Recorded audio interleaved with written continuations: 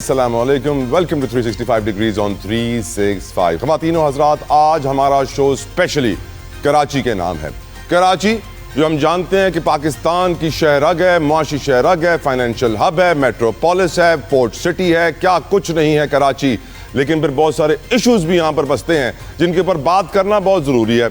सियासत के मैदान की बात की जाए तो कराची के अंदर हमने देखा कि पीटीआई ने भी एक दौर में 21 एमएनए की सीटें जीती थी, एक दौर में एमक्यूएम का यहाँ राज होता था, लेकिन अब यहाँ पीपल्स पार्टी का होल्ड है, मुकम्मल होल्ड है। लेकिन पीटीआई चाहती है कि वो वापस से यहाँ पे अपने वोटर्स को मोबिलाइज करे, इंगेज करे। शायद इसीलिए चीफ मिनिस्टर खैबर पख्तूनख्वा सोहेल आफरीदी ने कराची के दौरे का फैसला किया है। जलसे का भी ऐलान कर रखा था, इजाजत मांगी थी, जिना ग्राउंड में इजाजत नहीं मिली। देखते हैं अब कहाँ इजाजत मिलती है। जलसा करने का प्लान अब भी बरकरार है ताकि वोटर सपोर्टर को मोबिलाइज करके एक प्लेटफॉर्म दिया जा सके जिसपे वो साथ मिलकर तहरीक चला सकें। सोहेल आफरीदी तहरीक चलाना चाहते हैं, अगले इलेक्शंस के लिए भी कैंपेन कर रहे हैं। यकीनन पीटीआई चाहती तो जरूर है कि वो वापस कराची में आए, अपना पावर शो करे, लेकिन हालात अब वैसे नहीं रहे। कराची के बारे में हम बात करें तो हम कराची में आज वज़ीर आला सिंध ने बड़ा ऐलान किया है। उन्होंने ऐलान किया है 84 अरब रुपए के पैकेज का। उन्होंने कहा कि दुनिया के बेहतरीन शहरों में शामिल करने के लिए जामे मनसूबा बंदी की गई है। चीफ मिनिस्टर सिंध मुराद अली शाह साहब की जानिब से, जो कि हम जानते हैं कि पीपल्स पार्टी की हुकूमत यहाँ पे 3 बार इलेक्शन जीत चुकी है कंटिन्यूसली। ये भी कहा गया है कि बहुत सारे रोड्स बनाए जाएंगे, शाहराएं तामीर की जाएंगी, फ्लाईओवर्स होंगे। बहुत ज़रूरी है कि ये काम हो जाता बहुत पहले, लेकिन अब बताया जा रहा है कि ये 84 अरब का जो पैकेज है, इस पे काम मार्च 2026 से शुरू किया जाएगा, तब जाके काम शुरू होगा। बहुत सारे प्रोजेक्ट्स अभी भी चल रहे हैं। सड़कों का हाल हम जानते हैं कराची की। कराची में कचरे का मसला हो, पानी का मसला हो, बिजली का मसला हो, सारे मसले, गैस का मसला, हर सब कुछ अपनी जगह खड़ा हुआ है। लेकिन हम देख रहे हैं कि जो पूरे पाकिस्तान को कमा के देता है कराची, उसको उस तरह अपना शेयर नहीं मिलता। इसके ऊपर हम तफसीलन आज के प्रोग्राम में बात करेंगे। साथ साथ मैं बात करना चाहता हूँ क्लाइमेट चेंज की। कराची में मैं रहता हूँ और मैं जानता हूँ कराची में वैसे सर्दियाँ दिसंबर के महीने में आ जाती हैं, लेकिन इस दफ़ा सर्दियाँ हमें जनवरी में महसूस हुई हैं। जनवरी में जाके वो सर्दी आई जिसके बाद लोगों ने अपनी जैकेटें दिन में भी पहनना शुरू कर दी। वैसे हमारे यहाँ सर्दी आप जानते हैं कराची में रात 12 से सुबह 6 बजे तक चलती है और फिर वापस से गर्मी हो जाती है। रात की सर्दियाँ, दिन में गर्मी। तो कराची में जो बदलता मौसम है, अगर आप इसको ऑब्जर्व करें तो आपको मालूम पड़ जाएगा कि क्लाइमेट चेंज कितना बड़ा चैलेंज साबित हो रहा है। न सिर्फ हमारे किसानों के लिए बिजाई से कटाई तक का टाइम चेंज हो गया है, हम एहसास नहीं कर रहे हैं कि हमारी क्या जिम्मेदारियां हैं मौसमियाती तब्दीलियों से निमटने के लिए, लड़ने के लिए, मुकाबला करने के लिए। फॉर एग्जाम्पल, दुबई बड़ा तरक्की याफ्ती शहर है, हम जानते हैं। वहाँ पे 2026 का नया रूल निकाला है कि 1 टाइम प्लास्टिक इस्तेमाल नहीं होगी। हमारे यहाँ मुल्क में अगर बात की जाए तो हम देखते हैं लाहौर में, इस्लामाबाद में अब तो प्लास्टिक की थैलियाँ नज़र नहीं आती हैं। वहाँ एक अलग किस्म की कपड़े जैसी थैलियाँ इस्तेमाल होती हैं। सैडली कराची में अब तक वो थैलियाँ नहीं आई हैं। यहाँ पर अभी भी प्लास्टिक की थैलियाँ हैं। लॉ पास हो गया है, इम्प्लीमेंटेशन नहीं हुई है, और भी बहुत सारे इशूज़ हैं। इसके ऊपर हम बात करेंगे। कराची में एक और इशू हम देख रहे हैं 2026 में। अभी हम जानते हैं कि इब्तिदाई 10 दिन ही गुजरे हैं पहले महीने के। जो कुत्ते के काटने के नंबर्स मेरे सामने आए थे वो हैरानकुन थे। 1000 से ज़ायद डॉग बाइट्स केसेस आ चुके हैं। हम जानते हैं डॉग बाइट्स इसलिए सीरियस होते हैं कि अगर इनको वैक्सीन बर वक्त ना मिले, 15 से 20 मिनट साबुन के साथ इस जख्म को ना धोया जाए फ़ौरन, तो इससे रेबीज़ होने का खतरा है। और रेबीज़ 90% फेटल होती है, इंसान की जान भी जा सकती है। हमें इंसानों की जानों की कदर है, हम ह्यूमन राइट्स को भी मानते हैं, हमें कुत्तों की जानों की भी कदर है, हम एनिमल राइट्स को भी मानते हैं। लेकिन सैडली जो प्रॉब्लम और सिचुएशन कराची के लोग फेस कर रहे हैं, सिंध के अंदर भी बहुत सारे शहरों में सिचुएशन फेस की जा रही है, इसका सलूशन क्या है, ये हम एनिमल राइट्स एक्टिविस्ट से भी बात करेंगे आज, और स्टेक होल्डर से भी, पॉलिसी मेकर से भी इस बारे में सवाल पूछेंगे कि what is the solution moving forward. Let's start the discussion. अपने मेहमानों का तारुफ करवाना चाहूंगा, वेलकम करना चाहूंगा। मेरे साथ मौजूद हैं शेख माज फिरोज साहब। शेख साहब अस्सलाम वालेकुम, बहुत शुक्रिया आपके वक्त के लिए। मेरे साथ अरशद वोरा साहब मौजूद हैं, किसी तारुफ के मोहताज नहीं, डिप्टी मेयर रह चुके हैं। अरशद वोरा साहब अस्सलाम वालेकुम, बहुत शुक्रिया आपके वक्त के लिए। मेरे साथ सैफुद्दीन एडवोकेट साहब मौजूद है, जमात इस्लामी के, वो भी किसी तारुफ के मोहताज नहीं है। Thank you so very much Saifuddin advocate साहब, आपकी कीमती वक्त के लिए जज़ाकल्लाह खैर। सारे मेहमानों का गुफ्तगू का आगाज़ मैं करना चाहूँगा कराची से। पीटीआई दोबारा अपनी पोजीशन हासिल करना चाहती है कराची में।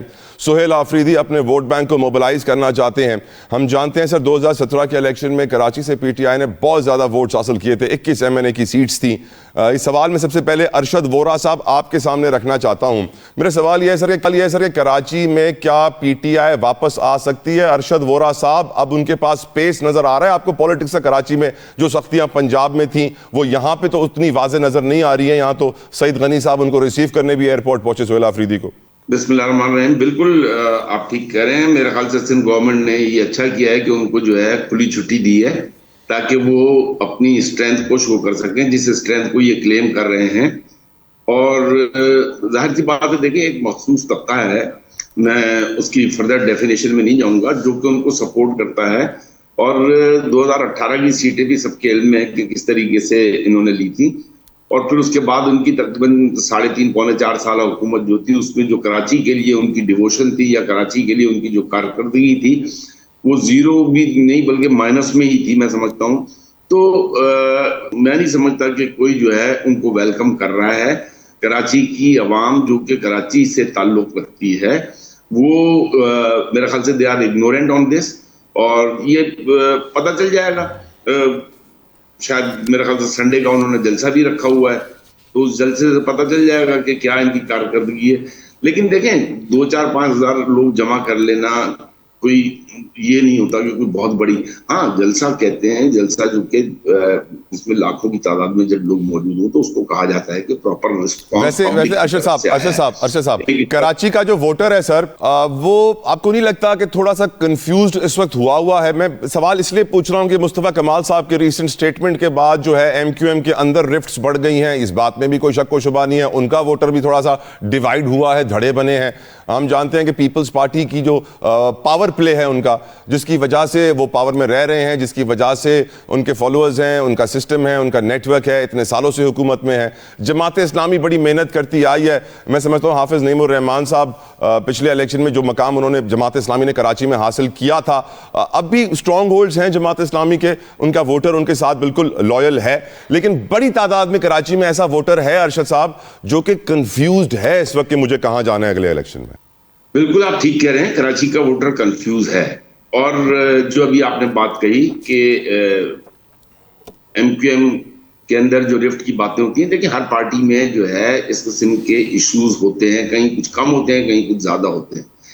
लेकिन माजी में ये देखा गया है कि जमात इस्लामी को भी हुकूमत मिली है।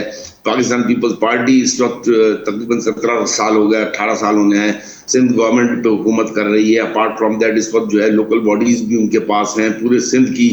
और सिंध में जो जिस तरीके से काम हो रहा है, मैं ये समझता हूँ कि खास तौर पर सिंध अर्बन एरियाज में और कराची में लोग बिल्कुल मुतमईन नहीं है। तो मैं ये समझता हूँ कि अब जो है एमक्यूएम को एक स्ट्रॉन्ग स्टांस लेना चाहिए। हाँ, K4 जो है वो एमक्यूएम की काविशों से जो है वफाक मुकम्मल कर रही है और इंशाअल्लाह ताला इस साल में वो मुकम्मल हो जाएगा। इसी तरीके से जो है ग्रीन लाइन का जो मंसूबा रुका हुआ था, एमक्यूएम ने वफाक के साथ मिलकर पीपल्स पार्टी के इश्यूज थे, उन इश्यूज को रिजॉल्व किया। आज जो है K4 का कंप्लीशन का प्रोजेक्ट बहुत तेजी से चल रहा है। बिल्कुल ठीक। अलामी में आगे बढ़ूं, अब सैफुद्दीन एडवोकेट साहब, आपकी नज़र में कराची का वोटर क्या कंफ्यूज्ड है या नहीं? आपकी नज़र में कराची का जो डेवलपमेंट का हक था वो उसको क्यों नहीं मिला? आपकी नज़र में आज कराची जब सुहेल आफरीदी साहब आ रहे हैं तो क्या उनको ओपन ग्राउंड मिलना चाहिए सियासत के लिए, जलसा करने के लिए, या पंजाब वाले हालात ही पैदा करने चाहिए यहाँ पे? एडवोकेट साहब जी, बिस्मिल्लाहिर्रहमानिर्रहीम। देखिए, कराची का वोटर बिल्कुल भी कंफ्यूज नहीं है। 2023 और 2024 की जो इंतखाबात थे, बल्दियाती इंतखाबात और कौमी इंतखाबात, उसमें कराची का शहरी अपना जहन बिल्कुल वाजे कर चुका है। एक बात ये कही जाती थी कि 2023 के इंतखाबात में एमक्यूएम ने हिस्सा नहीं लिया, इसलिए जमात इस्लामी और पीटीआई को सीटें मिली। लेकिन 2024 के इंतखाबात में जिस तरीके से लोगों ने एमक्यूएम को मुस्तरद किया और जमात इस्लामी और पीटीआई ही को वोट डाले, तो उसके बाद ये बात कहना कि कराची का वोटर कंफ्यूज है, ऐसी बात बिल्कुल भी नहीं। मुझे एक दलील देने दे, इस जुमले पे एक दलील देने दे। आपने एक बात की, इस पे एक छोटी सी दलील देने दे। वोटर ने तो वोट दिया था जमात इस्लामी के मेयर के लिए, लेकिन आखिरी रात को पीपल्स पार्टी का मेयर बन गया हाफिज नईमुर रहमान साहब। अदालतों के दरवाजे खटखटाते रहे, कुछ ना कर पाए। यही बात मैं कहने जा रहा हूँ कि देखिए, कराची में जो सबसे बड़ा मसला ये है ना कि यहाँ का जो वोटर जिसको वोट डालता है उसको उसका हक इंतखाब नहीं दिया जाता। यहाँ पर लोगों ने जमात इस्लामी को बल्दियाती इंतखाबात में सबसे ज्यादा वोट डाले। 5 लाख वोट जमात इस्लामी को मिले थे, 3 लाख वोट पीटीआई को मिले थे और 1 लाख वोट पीपल्स पार्टी को मिले थे। लेकिन पीपल्स पार्टी ने मैनिपुलेशन करके अपना मेयर बनवा लिया, और जिस तरीके से बनवाया वो सबको मालूम है कि किसकी आशीर्वाद से बना। तो ये जुल्म जो कराची वालों के साथ हुआ वो तो अपनी जगह है। दूसरी बात ये देखिए, पीपल्स पार्टी इस काम नहीं करती कि पीपल्स पार्टी ओनरशिप लेने को तैयार नहीं है कराची की। पीपल्स पार्टी का जो माजी रहा है कराची के हवाले से, कराची के लोग पीपल्स पार्टी को पसंद नहीं करते। अब तो सिंध के लोग भी पसंद नहीं करते। हम तो ये सुन रहे हैं कि सिंध के लोग भी झोलियां फैला फैला के दुआएं कर रहे हैं कि अल्लाह पीपल्स पार्टी की गवर्नमेंट से निजात दे दे, क्योंकि देखिए 17 साल से पीपल्स पार्टी की गवर्नमेंट है। आपने फरमाया कि 84 अरब रुपए के उन्होंने पैकेज का ऐलान किया है।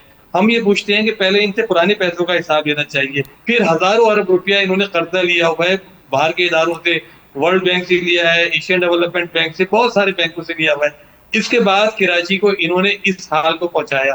तो इसलिए कराची में पीपल्स पार्टी कितने ही ऐलान कर दे, इसकी हकीकत को सारे लोग जान चुके हैं। उनके दौर के बाद आपका दौर दोबारा नहीं आया सर। दोबारा इसलिए नहीं आया, दोबारा इसलिए नहीं आया कि एक तो एमपीएम का जबर का जो दौर था उसमें वो किसी को काम नहीं करने दे रहे थे। आपने अब तो खुद सुन लिया, मुस्तफा कमाल साहब की जबानी सुन लिया और बहुत सारे लोगों की जबानी सुन लिया कि किस तरह ये सारे लोग रॉ के एजेंट बने हुए थे, किस तरह कराची में कत्लेआम कर रहे थे, किस तरह कराची का अरबों और खरबों रुपया यही सारे लोग बाहर लेकर चले गए। देखिए ये सारे लोग आज इल्जाम लगा रहे हैं अल्ताफ हुसैन साहब के ऊपर या एक दूसरे के ऊपर। मैं पूछता हूँ कि यही सारी क़यादत तो उधर कराची में 9-0 में बैठी हुई थी। यही फारूक सत्तार साहब थे, यही खालिद मकबूल साहब थे, यही मुस्तफा कमाल साहब थे, जितने लोग हैं सारे ये लोग थे। तो सारे कारनामे जो कराची में अंजाम दिए, अल्ताफ साहब खुद तो आगे नहीं अंजाम दे रहे थे, अंजाम तो यही लोग दे रहे होंगे, इन्हीं के जरिए से दिए जा रहे होंगे। तो कराची के लोग इनका चेहरा पहचान चुके हैं। कराची में पीटीआई को बहुत बड़े पैमाने पर लोगों ने वोट दिए। आज भी लोग पीटीआई को, जमात इस्लामी को पसंद करते हैं, लेकिन एक बात अपनी जगह है कि पीटीआई को भी जिम्मेदाराना रवैया इख्तियार करना चाहिए। ठीक सर, बिल्कुल ठीक। पॉलिटिक्स को पॉलिटिक्स की तरह लेना चाहिए, पॉलिटिक्स को जंगो जदल का मैदान नहीं बनाना चाहिए। बिल्कुल ठीक सर। मुझे इजाजत दें, हमारे पीपल्स पार्टी के मेहमान सर, वो उन्होंने बहुत सारी तनकीद सुनी है खामोशी के साथ, मैं उनको जवाब देने का मौका देना चाहता हूं। शेख मास फिरोज साहब, thank you for your time sir, please respond. Karachi के अंदर पीटीआई अपना वोट बैंक मोबिलाइज करना चाहती है, कराची के इश्यूज अपनी जगह खड़े हुए हैं, डेवलपमेंट के हों, इंफ्रास्ट्रक्चर के हों, दूसरे हों, आपका ओपिनियन सर पूरी सूरत हाल पे? अभी अरशद वोरा साहब का भी सुना, सैफुद्दीन साहब की भी तनकीद बराए तनकीद मैंने सुनी, जो हमेशा से हम सुनते हुए आ रहे हैं। जमात ने हमेशा तनकीद ही करी है, काम करने के बजाय इन्होंने तनकीद ही करी है। इनके आज भी इनके टाउन चेयरमैन है, आज जिसको कहते हैं इनके जो इनके पर्सनल जो हल्के हैं, जिस तरह PS 129 देख लें आप, जो हाफिज नईम साहब का हल्का है, जहाँ से वो सीट जीते हुए आज तक अपने हल्के में एक मरतबा इन्होंने कदम नहीं रखा होगा इन्होंने, जहाँ से सीट जीते हुए। उसके अलावा उसके अलावा जो हमारे अभी जिस तरह चीफ मिनिस्टर साहब ने अभी 85-86 अरब रुपए का अभी एक नया पैकेज ऐलान करा है। उसके अलावा इंडस्ट्री जो हमारा इंडस्ट्री की डेवलपमेंट का एक बुरा हाल था, इंडस्ट्री के इंफ्रास्ट्रक्चर का एक बुरा हाल था, उसके लिए अभी इसको कहते हैं 9 अरब रुपए मुख्तस करे गए हैं कि इंडस्ट्रियलाइजेशन के ऊपर के जो ताजिर हजरात हैं उनको जो प्रॉब्लम फेस कर रहे हैं वो लोग, यानी कि इंफ्रास्ट्रक्चर के हवाले से कि उसके ऊपर काम करा जाए। तो जितना हो सकता है, जितने फंड है हमारे पास, उस हिसाब से हम काम कर रहे हैं। और जहां तक बात है हुकूमत की और क्या नाम है लोगों की, सिंध की आवाम की, सिंध ने हमेशा इसको कहते हैं पीपल्स पार्टी को पसंद करा है। पीपल्स पार्टी ने अंदरूनी सिंध में इंटीरियर में भी काम करा है और बारह शहरों के अंदर भी काम करे, इस तरह कराची है, हैदराबाद है, उसके अलावा दीगर मीरपुखास है, सब जगह डेवलपमेंट का जो मैक्सिमम काम हो सकता है वो कर रहे हैं और करते आएंगे इंशाल्लाह। और बाकी जो विफाक के हमारे मंसूबे हैं, जो विफाक काम कर रही है, उसके अंदर आपको पता है, इसको कहते हैं उसके अंदर तो मसाइल आते ही आते हैं। तो उसको बैठ के मेयर साहब भी लगे हुए हैं, मेयर साहब, चीफ मिनिस्टर साहब बिल्कुल बैठ के हल कर रहे हैं। और हमारी कोशिश ये है, यही कोशिश है हमारी कि उसको जल्द से जल्द उन मंसूबों को पूरा करा जाए, चाहे वो ग्रीन लाइन हो, चाहे वो K4 का मंसूबा हो। शेख साहब, with all due respect sir, मैं अगर फाइलें खोलूंगा तो कराची के अंदर हजारों अरब लग चुके होंगे, लेकिन मैं जब कराची में घूमूंगा तो मुझे कोई 100 अरब भी मुश्किल से नजर आएगा सर। कराची देखें, कराची इतना बड़ा शहर है, तो कराची के अंदर आप कह रहे हैं कि फाइलों के अंदर हजारों अरब रुपए लग चुके हैं। तो वो हजारों अरब अगर आप फाइलें नहीं खोले, आप काम देखें जाके, जिस तरीके से जो आज काम हो रहा है, जो चीजें, जो प्रोजेक्ट हमारे चल रहे हैं, फिर पब्लिक प्राइवेट पार्टनरशिप के ऊपर, कि हमारे पास फंड नहीं है, पब्लिक PP जो हम लोग लेके आए, पब्लिक प्राइवेट पार्टनरशिप, वो भी इसी वजह से लेके आए कि भाई सूबे के पास फंड नहीं है, सूबे के पास पैसे नहीं है, इतने पैसे नहीं है जितनी सूबे को जरूरत है। तो जो मैक्सिमम काम हो सकता है वो पीपल्स पार्टी कर रही है, करती रहेगी। एक काम मेरी रिक्वेस्ट पे शेख साहब करवा दें, मैं कसम से कह रहा हूं पूरे कराची वाले आपका शुक्रिया अदा करेंगे। सर, लाहौर इस्लामाबाद में पॉलिथीन बैग्स पे मुकम्मल पाबंदी हो गई है, कराची में ये प्लास्टिक की थैलियां खत्म नहीं हो पा रही। सर, इसके लिए आपने कानून बनाया है, अमल दरामद नहीं हो रहा। इसके ऊपर बिल्कुल, इसके ऊपर दोबारा भी जो हमारे जो चीफ मिनिस्टर साहब है, इन्होंने इसके ऊपर अभी दोबारा भी एक्शन लिया। कमेटी बैठी हुई है इसके ऊपर, ये पॉलिथीन बैग बिल्कुल साल 2026 के पहले 10 दिन के अंदर कराची में जो नंबर सामने आए हैं, 1000 से कुत्तों के काटने के वाकयात रूनुमा हुए हैं। पिछले साल 29,000 डॉग बाइट्स रिकॉर्ड हुए थे कराची में, सिर्फ कराची में। अब बताया जा रहा है कि 1000 पहले 10 दिनों में हो गए हैं। हम जानते हैं कि हमारे यहाँ एनिमल राइट्स एक्टिविस्ट बहुत काम कर रहे हैं। पहले तो बिल्कुल जाहिल तरीके से कुत्तों को मार दिया जाता था और कुछ ख्याल नहीं रखा जाता, लेकिन अभी भी कुछ सिमिलर सिचुएशन है। इसीलिए मैंने कोशिश की है कि मैं ऐसे लोगों को इनवाइट करूं अपने शो में जो सही आवाज उठा सके। मैं थैंक यू अदा करना चाहूंगा टीपू शरीफ का, जो हमें इस वक्त कराची स्टूडियो में ज्वाइन कर रहे हैं। टीपू, अस्सलाम वालेकुम, thank you so very much for your time. Tipu, आप एनिमल राइट्स के लिए बहुत वक्त से आप आवाज उठा रहे हैं। मैं देखता भी रहता हूं आपकी सोशल मीडिया प्रोफाइल से, आप बहुत काम भी करते हैं। मेरा सवाल आपसे ये है, जो इसमें करंट सिचुएशन कराची वाले फेस कर रहे हैं कि डॉग बाइट्स की वजह से उनके बच्चे, आपको मालूम है रेबीज कितनी खतरनाक है, इसीलिए फौरन से वैक्सीन लगाना, उसको धोना कितना जरूरी है, लेकिन अपने एनिमल्स को बचाने के लिए भी आप आवाज उठाते रहते हैं। प्लीज सिचुएशन के ऊपर आप पहले रोशनी डालिए, फिर अपने सियासतदानों से भी हम इससे बात करेंगे। अस्सलाम वालेकुम तला, बहुत बहुत शुक्रिया आपका मुझे बुलाने के लिए इस फोरम पे। सबसे पहले मैं ये कहना चाहूँगा कि हर नज़रिए के हिसाब से इंसानी जान और जानवर की जान सब इम्पोर्टेंस रखती है, सब अहम है। पहली बात तो ये हम इस्टेब्लिश कर लेते हैं। दूसरी बात, अक्सर लोग कहते हैं कि जो लोग जानवरों को पसंद करते हैं मेरी तरह, या जो कुत्तों की जान बचाने की हिमायत करते हैं, उन्हें इंसानों की ज़िंदगी का कोई एहसास नहीं है। ऐसा बिल्कुल भी नहीं है। आप मुझे बखूबी जानते हैं, आपको अंदाज़ा है कि मैं किस किस्म का इंसान हूँ। अब आते हैं इस मसले पे। देखिए, पाकिस्तान में कई चीज़ें हमें बताई जाती हैं, बचपन से आज तक बताई जा रही हैं और बताई जाती रहेंगी, लेकिन उनकी असलियत क्या है वो आप भी जानते हैं और मैं भी जानता हूँ कि वो कहाँ से जनरेट होती हैं और किस मकसद के लिए जनरेट होती हैं। तो मैं स्टेटिस्टिक्स को तो मानता नहीं हूँ। अब बात आती है रेबीज़ की।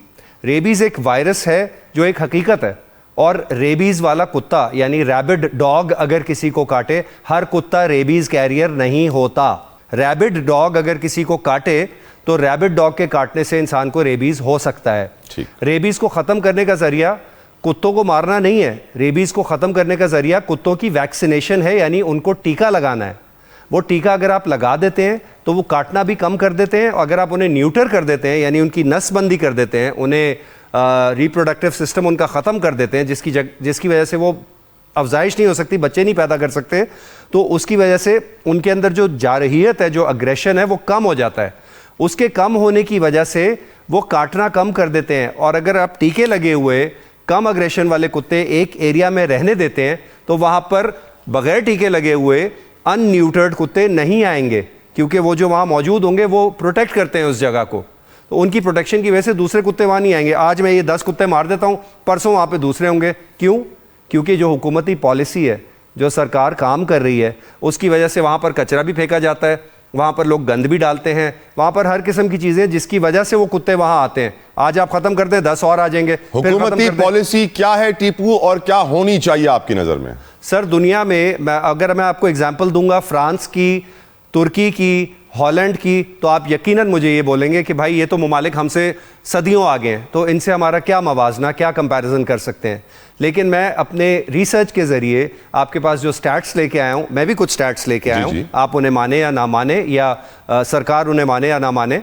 हमारा पड़ोसी मुल्क, जैसे हम पड़ोसी मुल्क कहते हैं, बहुत सारे हैं, लेकिन बात मैं इंडिया की कर रहा हूँ। इंडिया में बहुत सारे शहरों में बड़े पैमाने पे वैक्सीनेशन, न्यूट्रिंग की कैंपेन चलाई गई और चलाई जा रही है। वहाँ पर भी कोर्ट्स ने एक ज़माने में ये कहा था कि ये इल्लीगल है जानवरों को इस तरह इनह्यूमेन तरीके से, यानी गैर इंसानी तरीके से, यानी बेरहम तरीके से मारना, उन्होंने मना कर दिया था, जिसकी वजह से वहाँ पर कुत्तों की आबादी पे भी फ़र्क पड़ा, काटने पे भी फ़र्क पड़ा। आप सोचें, वहाँ पर ऐसे शहर भी मौजूद हैं जैसे जयपुर है, जहाँ पे उन्होंने बाकायदा जानवरों के फीडिंग पॉइंट्स बना दिए हैं। फीडिंग पॉइंट्स पे आप जाके खाना डालें, किसी को कोई एतराज़ नहीं होता, वहाँ पे मसले मसाइल भी ख़त्म हो गए। इंडिया को साइड पे किया, श्रीलंका पे आ गए। श्रीलंका ने आज से 5 साल पहले न्यूट्रिंग स्पेइंग कैंपेन स्टार्ट की, जिसकी वजह से 90% रेबीज़ ख़त्म हो गया है वहाँ पे। 90% रेबीज खत्म हो गया। आप ये रिसर्च करके मालूम कर सकते हैं, ये कॉमन नॉलेज है, हम में से हर कोई पहुंच सकता है। थाईलैंड ने कुत्तों पे काम किया, उन्होंने भी न्यूट्रिंग करनी शुरू की। अब वहां पर इतनी आबादी रह गई है कि उन्होंने बाकायदा जानवरों को टैग कर दिया है। वो एक्चुअली मैनेज करते हैं कि अब कितने कुत्ते रह गए, कहाँ कहाँ पे कितने, इस इलाके में इतने, गुलशन में इतने, गोलीमार में इतने, जौहर में इतने, क्लिफ्टन में इतने, वगैरह वगैरह। लास्ट बात, बांग्लादेश भी यही काम कर रहा है, वहां पर भी इसी चीज के नतायज हैं। तो भाई जब इन ममालिक में हो सकता है तो बांग्लादेश और श्रीलंका से तो पाकिस्तान की इकोनॉमी शायद आज भी सुपीरियर है ना। तो पाकिस्तान में साइंस के जरिए क्यों नहीं काम किया जा सकता? मैं ये नहीं कहता कि कोई इंसान नीयत से किसी चीज को मारना चाहता है। हम जनरली एक मुसलमान कौम है और मैं अभी भी मानता हूं कि हर मुसलमान के अंदर थोड़ा सा अल्लाह का खौफ अभी भी बाकी है। मुझे अपनी कौम से बहुत उम्मीद है। मैं ये एक्सपेक्ट करता हूं, सॉरी आपकी बात काटी, मैं ये एक्सपेक्ट करता हूं कि अगर आप लोगों के सामने ये पॉइंट्स रखेंगे कि जी हम ये भी कर सकते हैं और ये भी कर सकते हैं, आपको क्या चाहिए, तो वो मुझे यकीन है कि ज़्यादातर पब्लिक ये कहेगी कि आप इन्हें मारे नहीं, कोई और रास्ता है तो वो कर लेते हैं। क्योंकि लोगों को भी जनरली नहीं पसंद, हमारी फैमिली टाइप एनवायरनमेंट है पाकिस्तान की, यहाँ लोग नहीं पसंद करते कि बिला वजह किसी की मारा मारी करें। बिल्कुल ठीक। अब इसके ऊपर हमारे सियासतदान क्या कहते हैं? अरशद वोरा साहब, योर ओपिनियन सर। मैं बिल्कुल एग्री करूंगा और मैं इनकी बात को एंडोर्स करूंगा कि देखें ये जो प्लान है बिल्कुल, और ये कोई बहुत मुश्किल प्लान नहीं है, इट्स वेरी इजी। और जिन मुल्कों की इन्होंने मिसाल दी बिल्कुल वहां पर ये हुआ है। आप कुत्तों की जो है वैक्सीनेशन प्लस उनकी न्यूट्रलाइजेशन करें, उससे उनकी पॉपुलेशन में भी जो है ग्रेजुअली कमी आएगी विद टाइम। और फिर जो है वहां पर आपको इलाके वाइज, जैसे इन्होंने बताया है कि वहां पे आपको जियोग्राफिकली एक सिटी की पता होगा कि किस इलाके में कितने कुत्ते हैं, उनकी टैगिंग भी हो सकती है, उनकी फीडिंग भी हो सकती है। लेकिन जैसा भी इन्होंने बताया कि यहाँ पर जो है कचरे की वजह से, देखें हर कचरा कुंडी पर आपको कुत्तों का एक अंबार नजर आएगा। तो जाहिर सी बात है क्लीनलीनेस जो है वो सबसे बड़ा इंपॉर्टेंट फैक्टर है। कराची जैसा शहर जहाँ पे जो है हजारों टन कचरा जो है वो रोजाना पैदा होता है, उसको उठाने का, आधे को भी उठाने का इंतजाम नहीं है। इसी तरीके से यहाँ पर हम वेरी अनफॉर्चुनेट हम कुत्तों की बातें कर रहे हैं। यहाँ पर अभी आपने वाकया देखा होगा वो गुलशन वाला कि एक बच्चा गटर में गिरकर मर गया था, उसके बाद 2 वाकयात और हो गए। तो हम सीख ही नहीं रहे। ये वाला जुमला सर बहुत सुनने को मिलता है कि यहाँ तो ह्यूमन राइट्स नहीं है, आप एनिमल राइट्स की बात करने आ गए हैं। Exactly, this is what I am saying कि आप तो यहाँ आपको इंसानों की जानों की कदर नहीं है, तो जानवरों की कदर बिल्कुल जानवरों की भी होनी चाहिए, इंसानों की भी होनी चाहिए। लेकिन ये सारा जो है गुड गवर्नेंस का हिस्सा है। गुड गवर्नेंस पे अगर हम बात करें, देखें अभी बात हो रही थी फंड्स की कि फंड्स जितने थे। मैं एक छोटी सी मिसाल देता हूं, अगर आपको याद हो 2024 के इलेक्शन से पहले पाकिस्तान पीपल्स पार्टी के मिनिस्टर थे ट्रांसपोर्ट के, और उन्होंने 50 बसें लेकर आए थे। कोई नई बसें थी, वो छोटे साइज की थी, जो आजकल आपको बड़ी बसें नजर आ रही हैं जो 200 लाए हैं, वो नहीं थी। आप यकीन करें वो शारा फैसल पे चलती थी। आज उसमें से मुझे एक बस दिखा दें, वो एक बस भी वो कहाँ है, कहाँ चली गई वो बसें? कोई तो पूछे इनसे कि वो बसें आप लाए थे वो कहाँ है? शहर में नहीं है वो बसें। जब ये बसों की बात करते हैं कि हम 2200 बसें ला रहे हैं, 400 बसें ला रहे हैं, तो वर्ल्ड बैंक फौरन इमीडिएटली अपनी रिपोर्ट जारी कर देता है कि कराची नीड्स 15,000 बसेस। अब यहाँ पर आप जितने भी इंडस्ट्रियल एरिया हैं, आप उन इंडस्ट्रियल एरिया में चले जाएं, वहां पे आपको बसें नजर नहीं आएंगी। कराची जो है वो शारा फैसल नहीं है। जो बस नहीं आती है, हम जो है वो उसको मलिर से जो है वो शारा फैसल से टावर तक का रूट दिया जाता है। भाई कराची की एक रूट नहीं है, कराची जो है इसकी हजारों रूट्स हैं। आपको उन तमाम रूट्स को एड्रेस करना है। यूनिवर्सिटी रोड पे जो रहते हैं वो लोग शिफ्ट होने का सोच रहे हैं, कह रहे हैं कि यहाँ पे तो इतने साल हो गए हैं, आधे घंटे का सफर 2 घंटे का हो गया, शिफ्ट ही हो जाए तो बेहतर है, जिंदगी सुकून में आ जाएगी। कराची जो है इंसानों के रहने का शहर नहीं। इजाजत दे सर, एडवोकेट साहब काफी वक्त से सफर कर रहे हैं। एडवोकेट साहब, आपकी नजर में ये प्रॉब्लम सीरियस है, इसको एड्रेस किया जा सकता है, करना चाहिए, हमारी हुकूमत कर रही है, नहीं कर रही है? योर ओपिनियन सैफुद्दीन साहब। सीरियस तो इतना ज्यादा है कि डॉन की रिपोर्ट अगर देखें तो पिछले साल 42,000 लोगों को कुत्ते ने काटा और 25 लोग जो हैं अपनी जानों से गए थे। देखिए इसमें लॉन्ग टर्म प्लानिंग भी करनी पड़ेगी और शॉर्ट टर्म भी करनी पड़ेगी। देखिए ग्राउंड रियलिटी है कि इस वक्त कुत्तों की इतनी बहुतात है, पूरी दुनिया में इस तरह कुत्ते कहीं पर भी झुंड के झुंड घूमते हुए नजर नहीं आते। बात जो हो रही है ना इंसानी जान की और कुत्ते की जान की, देखिए इसमें कोई शुबा नहीं है, इंसानी जान की बहुत ज्यादा हुर्मत है, इंसानी जान बहुत ज्यादा कीमती है। अगर जानवर की जान इतनी ज्यादा कीमती होती ना तो आज हजारों की तादाद में बकरे, दुम्बे, गाय आप ज़िबा कर करके दिखा रहे होते। जो यूरोपीय ममालिक जानवरों के राइट्स की बहुत बात करते हैं, वहां पर भी सारे जानवर खाए जाते हैं। देखिए, इस वक्त मसला ये है कि हमारे यहाँ कौंसिल को बाईलॉज बनाने चाहिए थे स्ट्रे एनिमल्स के, स्ट्रे डॉग्स के डिस्पोजल के। हमारा जो लोकल गवर्नमेंट एक्ट है उसका शेड्यूल 8 है, उसकी जो 8 है वो ये कहती है कि लोकल गवर्नमेंट बाईलॉज बनाएगी। केएमसी ने, आप कह रहे हैं ना कि केएमसी या गवर्नमेंट, इनके पास तो कोई प्लानिंग ही नहीं है ना। आपके डिस्पोजल वर्ड के ऊपर टीपू साहब को शदीद एतराज है। नहीं, मुझे एतराज नहीं है, वो डिस्पोजल में वो भी चीज सर नहीं, आप सही कह रहे हैं। डिस्पोजल हर तरह हो सकता है, डिस्पोजल हर तरह हो सकता है, डिस्पोजल करने के एग्जैक्टली तरीके हो सकते हैं ना, सिर्फ मारना ही डिस्पोजल नहीं है इसका। लेकिन बात अपनी जगह ये है कि इसका जो हंगामी तरीन सूरत हाल है ना, कि इस तरह सिर्फ इस महीने के अंदर 1000 के करीब लोगों को कुत्ते ने काट दिया। 10 दिन बोले, 10 दिन, महीना ना बोले, 10 दिन 10 दिन के अंदर। तो देखिए, इस वक्त जो भी है इसको हमें हंगामी तौर पर लेना पड़ेगा। और ये जो भी लॉन्ग टर्म प्लानिंग जो बता रहे हैं कि कैस्ट्राइजेशन कर लें, ये कर लें, वो कर लें, वो इस वक्त बिल्कुल करें, आप जरूर करें, वो लॉन्ग टर्म प्लानिंग का हिस्सा है। लेकिन शॉर्ट टर्म प्लानिंग में आपको इन कुत्तों को जो भी आप करना है, अगर मारना है तो मारना भी पड़ेगा, क्योंकि इंसानी जानें जो है इसके नतीजे में ज़ाया हो रही हैं। लोगों को कुत्ते काट रहे हैं। और मुर्तज़ा साहब ने जो भी कहा ना कि मैं अगर किसी और इलाके में पूछूंगा तो सब कहेंगे कुत्तों को मारें, और क्लिफ्टन में कहूंगा तो वहां लोग कहेंगे नहीं मारें। भाई, क्लिफ्टन के लोगों ने तो अभी पार्कों पर कब्जे के खिलाफ भी बड़ा मुजाहरा किया था, एहतजाज किया था। वहां के पार्क जो आप पब्लिक प्राइवेट पार्टनरशिप जी मेरा इलाका है वो सर, जो पार्टियों को दे रहे हैं, किराए पे दे रहे हैं सर। इजाजत दें, पीपल्स पार्टी का मौक़िफ़ भी शामिल करें। एडवोकेट साहब, so sorry to interrupt. Sheikh मास साहब, योर ओपिनियन। बिल्कुल ठीक। शेख मास साहब, आपकी राय हुजूर।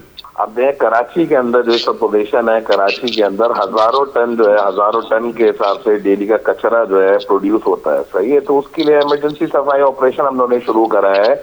उसके अलावा हमने थर्ड पार्टी इसको कहते हैं मॉनिटरिंग, हमने इसको कहते हैं सॉलिड वेस्ट के थ्रू हमने कचरे को ठिकाने लगाने का इंतजाम करा है कि भाई कचरा इसको कहते हैं कि एक थर्ड पार्टी मॉनिटरिंग के थ्रू सॉलिड वेस्ट मैनेजमेंट जो आपको पता है, हमने उसको भी इन करा कराची के अंदर कि भाई कचरे को उठाएं, कचरे को इसको कहते हैं यानी कि उसको ठिकाने लगाया जाए। और जहां तक बात है अपना क्या कहते हैं रेबीज और कुत्तों की जो कहते हैं जो बात हो रही है, तो रेबीज जो है यानी कि कुत्तों के अंदर मेरे हिसाब से 2 से 5% होता है, 2 से 5% कुत्तों को होता है जो पागल कुत्ते होते हैं। तो उसके लिए भी वैक्सीनेशन, न्यूट्रिशन सिस्टम और रजिस्ट्रेशन प्रोग्राम का हम लोग अभी आगाज कर रहे हैं कि भाई जो ये कुत्ते हैं इनकी तो कहते हैं ना वैक्सीनेशन होनी चाहिए। आवारा कुत्ते जो है इनकी न्यूट्रिंग होनी चाहिए और रजिस्ट्रेशन हो कि भाई किस इलाके के अंदर क्या पोजीशन है। तो वो उसके ऊपर भी बिल्कुल इसको कहते हैं डॉग बाइट्स के ऊपर भी बिल्कुल वर्किंग चल रही है और इंशाल्लाह इसके ऊपर बिल्कुल हम काम करेंगे। इसमें हेल्पलाइन भी आ रही है और फिर हेल्पलाइन नंबर भी दे रहे हैं, एक मोबाइल ऐप भी बना रहे हैं जो अभी हमारे मेयर साहब इसको कहते हैं इसके ऊपर एक्शन लिया है। तो इसके ऊपर बिल्कुल इसके ऊपर काम चल रहा है। और जो आपको पता है जो कहते हैं जिस तरह ह्यूमन राइट्स है उस तरह एनिमल राइट्स है। तो हमारी पहली प्रायोरिटी यही है कि हम इसको वैक्सीनेशन, न्यूट्रिशन सिस्टम और रजिस्ट्रेशन के ऊपर जाए किस इलाके में क्या पोजीशन है, ताकि उस इलाके में जिस इलाके के अंदर ज्यादा है उस इलाके में ज्यादा काम करा जाए। और इसके लिए तो कहते हैं ऐप भी मुतारिफ कराई जा रही है जो सेंट्रल गवर्नमेंट करा रही है। Tipu, your closing remarks before I move forward. हाँ जी, सर मेरी सबसे खूबसूरत बात मुझे ये लगी इन तीनों हजरात को सुनने के बाद कि हम सब किसी ऐसे पहलू पे नहीं है जिसमें हम बिल्कुल ही जंगली हो जाएं और हम किसी चीज़ का पे कत्लो गारत करने के लिए जा रहे हो। बात सीधी सी है, साइंस ने ये प्रूव किया है, वर्ल्ड हेल्थ ऑर्गेनाइजेशन ये कहती है, वर्ल्ड हेल्थ ऑर्गेनाइजेशन जो यूएनओ का सेहत का इदारा है वो कहता है कि कलिंग करने से यानी कुत्ते मारने से रेबीज़ ख़त्म नहीं होता किसी भी माशरे में। रेबीज़ सिर्फ टीकों से ख़त्म होता है और टीके लगेंगे तभी रेबीज़ ख़त्म होगा, उसके बगैर भी उस बीमारी से जान नहीं छूटेगी। काटना, ठीक करना, जब तक आप न्यूटर नहीं करेंगे तब तक वो काटना बंद नहीं करेंगे। वो दूसरी जगह, उसकी जगह दूसरा बैच आ जाएगा, उसकी जगह दूसरा बैच आ जाएगा। हम ये साइकिल जो एक महंगा साइकिल है वो रिपीट करते रहेंगे और अपनी गलतियों से नहीं सीखेंगे। मैं ये रिक्वेस्ट करता हूँ आप सबसे, अपनी आवाम से, साइंस का साथ दें। बरतानिया का निज़ाम जो 150 साल पहले था वो जा चुका है। वो लोग मारते थे, उस वक्त कोई रास्ता नहीं था, अभी ये रास्ता है जो दूसरे मुल्कों में कामयाब है। आइए मिलके करते हैं। मैं अपनी सर्विसेज ऑफर करता हूँ वोरा साहब को भी, सैफुद्दीन साहब को भी, शेख साहब को भी, मुझे बिठाएं, मेरे साथ और दोस्त हैं। और जज़ाकल्लाह आपका, आपने इस पहलू को मैं समझता हूं एक और एंगल भी है टीपू कि हमें अपने बच्चों की भी सही तरबियत करनी है कि वो अगर घर के बाहर कोई जंगली कुत्ता देखे तो उसको पत्थर ना मारें, कोई भूखा कुत्ता देखे तो उसको थोड़ा खाना ही डाल दें, रादर देन उनको पत्थर मारना। और फिर जाहिर बात है वो कांटे का पत्थर मारने के बाद फिर आप कहेंगे डॉग बाइट्स। मुझे एक ब्रेक लेनी है। ब्रेक, लास्ट बात कह दूं जल्दी से, ट्रीटेड कुत्तों को, पले हुए कुत्तों को, स्टेरलाइज कुत्तों को अपने इलाके में रखेंगे ना, दूसरे जानवर वहां नहीं आएंगे, न्यूटर हो जाएंगे, खुद ही वहां से आबादी कम होती जाएगी। और ऐसा हुआ है। क्लाइमेट चेंज के हवाले से बातें बहुत होती हैं, काम कुछ खास नजर नहीं आता है।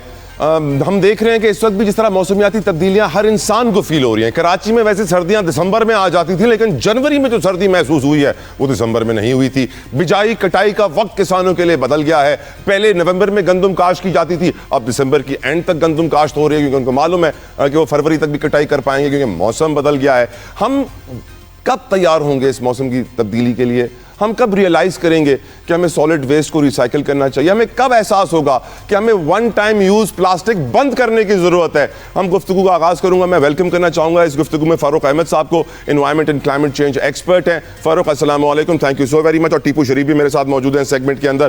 फारूक, मैं आपसे शुरू करना चाहूंगा। बड़ी पॉलिसियां बनती हैं, बड़ी हम कॉप कॉन्फ्रेंसेज में जाते हैं, बड़े बड़े गवर्नमेंट के वफद जाते हैं बहुत बड़ी तादाद में, VIP तरीके से ट्रैवल, रहना, खाना पीना सब कुछ, बातें बड़ी अच्छी अच्छी होती हैं, काम कुछ नहीं होता है। अभी भी पॉलिसी बनी हुई है, इंप्लीमेंटेशन नहीं हो रही है, जबकि we all can feel the differences and the changes coming in our climate and our surroundings. आपका ओपिनियन फारूक अहमद? अस्सलाम वालेकुम जी। सबसे पहले तो I thank you for giving me this opportunity कि मैं इस क्रूशियल टॉपिक पे बात कर सकूं। हम जब पढ़ रहे थे बैक इन अर्ली 2000s, तो उस वक्त हम क्लाइमेट चेंज के हवाले से जो बातें करते थे, they used to be in future tense. अब अनफॉर्चुनेटली जो क्लाइमेट चेंज है वो फ्यूचर टेंस नहीं है, it is a reality that is hitting us very hard right now. और अगर आप पिछले कुछ सालों में देखें तो क्लाइमेट इंड्यूस्ड डिजास्टर्स जो पाकिस्तान में हुए हैं, तो उनकी इंटेंसिटी और उनकी फ्रीक्वेंसी बहुत बढ़ गई है। पहले जो क्लाइमेट इंड्यूस्ड इवेंट्स होते थे, लेट से 50 साल में, 100 साल में, now they are happening every 10 years, every 5 years। और वो दिन दूर नहीं कि बहुत जल्द हमारे पास ये वाले डिजास्टर तकरीबन हर साल या उससे भी कम इंटरवल से हमारे पास आने शुरू हो जाएं। जैसा कि आपने शुरू में कहा कि क्लाइमेट इवेंट्स होते हैं, कॉन्फ्रेंसेस होती हैं, वहाँ पे अच्छी अच्छी तकरीरें होती हैं, बिग डेलीगेशंस जाते हैं, and then there is nothing on the follow up. तो ये अनफॉर्चुनेटली इट्स ट्रू, और हर साल हम इस उम्मीद से होते हैं कि चले इस साल पिछले साल से बेहतर होगा, बट स्टिल स्टैंडिंग इन 2026 जो आज से 10-15 साल पोजीशन थी या सिचुएशन थी, आई थिंक आज भी वही है। Tipu, climate change very big issue. हम सैलाब हर दूसरे साल देखते हैं, हमारे यहाँ फ्लैश फ्लड्स, रिवराइन फ्लड्स, हर किस्म के फ्लड्स आते हैं। हमारे यहाँ सॉलिड वेस्ट का मसला है, हमें प्लास्टिक को रिसाइकिल करना नहीं आता, हम वन टाइम प्लास्टिक यूज करना बंद नहीं कर रहे हैं। हमारे यहाँ तो थैली, कराची में अभी तक वही पॉलीथीन बैग मिल रहा है, जबकि लाहौर इस्लामाबाद में कपड़े वाली थैली आ गई है। Are we serious about climate change और नॉट? टीपू, देखिए, बात हो रही है तलहा, तो बात का मतलब है कि कुछ तो है ना जो डिस्कशन किया जा रहा है। अब ये चीज़ें आगे कब बढ़ेंगी वो देखने वाली बात है। अब सर ने अभी बात की थी कि अर्ली 2000s में जब वो तालीम हासिल कर रहे थे तो उन्होंने क्लाइमेट चेंज के बारे में बातें सुनी। मैं थोड़ा सा पीछे जाऊंगा। अजीब सी बात है, मैं बचपन में बहुत अजीब सी रीडिंग करता था। हमारे घर में रीडर्स डाइजेस्ट, टाइम और न्यूज़ वीक बहुत आता था। मुझे याद है 1985 में ग्रीन हाउस इफेक्ट की बातें होनी शुरू हो गई थी। उसमें green house effect, ozone layer का टूटना, उसमें सुराख होना, ये सारी चीज़ें। सिर्फ एक लफ्ज़ मैं कहूँगा जो बहुत सारी बीमारियों का हल है, फॉरेस्टेशन। दरख्त लगाएं, जितने लगा सकते हैं वो वाले दरख्त लगाएं जो उस इलाके की लोकल। आपने भी शायद हजारों दरख्त लगाए थे? जी, मैंने बहुत लगाए हैं। हर साल जून जुलाई में मैं लगाता हूँ। कुछ ज़ाया हो जाते हैं, कुछ लगे रहते हैं, कुछ आगे बढ़ जाते हैं। कराची में कई मिलिट्री बेसिस पे मैंने प्लांटिंग की, अपने घर के इर्द गिर्द प्लांटिंग की। उसके अलावा लियारी एक्सप्रेसवे का जो रास्ता है जो गुलशन सोराब गोट से शुरू होता है, उसके बीच में और लियारी पे एंड होता है, उसके बीच में भी कई हज़ार दरख्त मैंने लगाए हैं over a number of years. Covid के दौरान भी लगाए हैं मैंने दरख्त, जब कोई भी बाहर नहीं निकलता था तो मैंने कहा ये अच्छा मौका है। जबकि कराची में पानी बड़ा महंगा है। हाँ, पर लियारी एक्सप्रेसवे के अंदर जो पानी जा रहा है, जहाँ पे वो समंदर को मीट करती है, वहाँ पे हम बहुत सारे केमिकल्स को जो फैक्ट्रियों से निकले हुए हैं वो अनट्रीटेड समंदर में जा रहे होते हैं, और बहुत सारा सॉलिड वेस्ट उसी समंदर में जा रहा होता है, जिसकी मछली हम खा रहे हैं, जिसके फ़वायद हम हासिल कर रहे हैं। तो उसको कंट्रोल करने के लिए इंटरेस्टिंगली दरख्त बहुत सारी चीज़ें अपने अंदर एब्जॉर्ब कर लेते हैं जो आपके लिए बहुत अच्छी हैं। छोटी छोटी 2-3 बातें करूँगा, दरख्त क्यों इंपॉर्टेंट है।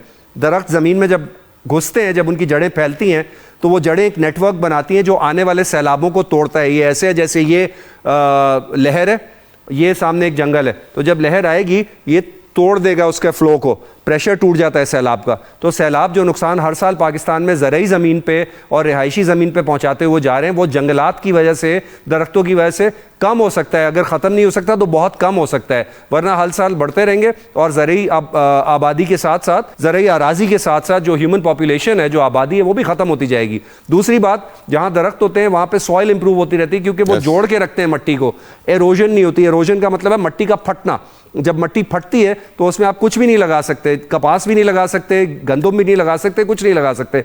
दरख्त लगाएं और डेडिकेटेड लॉज बनाएं पॉलिसी के तहत कि जी इस जगह से जंगल को नहीं काटा जाएगा। वो जंगल अगर नहीं होगा, आहिस्ता आहिस्ता सांस भी खत्म हो जाएगी आपकी, गंदम आपको उतनी सांस नहीं देगी जितना दरख्त देंगे। Well said Tipu. मैं आखिर में फारूक साहब आपकी रिकमेंडेशंस भी चाहूंगा प्लीज। देखें, टीपू ने बड़ी अच्छी बात की, और जो इन्होंने फ्लड्स की बात की, तो पाकिस्तान में जितने भी क्लाइमेट इंड्यूस्ड डिजास्टर्स होते हैं, सो एक अंदाजे के मुताबिक 48% जो लोग अफेक्ट होते हैं वो फ्लड से होते हैं। So that is almost half of the percentage of people being affected by climate disaster, वो फ्लड से है। सो इन्होंने जो बात की दरख्त लगाना, अब अगर दरख्त मैं कराची में लगाता हूँ तो इसका इम्पैक्ट और है, और वही दरख्त अगर मैं किसी कैचमेंट एरिया में लगाऊंगा जहां से सैलाब या दरिया ओरिजिनेट होते हैं तो उनका इम्पैक्ट और है। सो आई थिंक हम एक इंटीग्रेटेड पॉलिसी लेके जाएं कि पाकिस्तान की जियोग्राफी और जियोलॉजी, और दूसरा वो जो अक्सर लोग कहते हैं ना कायदे आज़म ने जो प्लॉट लिया, सो वो हमारा एक लीनियर डायरेक्शन में मुल्क है, तो उस हिसाब से हर रीजन की जो रिक्वायरमेंट्स हैं और वहाँ पे जो क्लाइमेट इंड्यूस्ड डिजास्टर्स आ सकते हैं, तो उसके लिए हमें एक अडेप्टिव और रिजिलियंट प्लानिंग की ज़रूरत है। प्लान्स हमारे पास हैं, लेकिन वो ज़्यादातर प्लान्स किसी मुल्क के अच्छे प्लान्स हमने कॉपी पेस्ट करके रख तो दिए हैं, लेकिन उसकी इम्प्लीमेंटेशन हम कर नहीं सकते। So we need to develop policies जो कि हम ऑर्गेनिकली और अपने रिसोर्सेज में रहते हुए कर सकें। बहुत बहुत शुक्रिया फारूक अहमद साहब, बहुत बहुत शुक्रिया टीपू शरीफ साहब, दोनों मेहमानों का बेहद का इख्तिताम होता है। सोशल मीडिया पर अपना फीडबैक देना मत भूलिएगा, अपना ख्याल रखिएगा। Next I see you on Monday, until then अल्लाह हाफिज।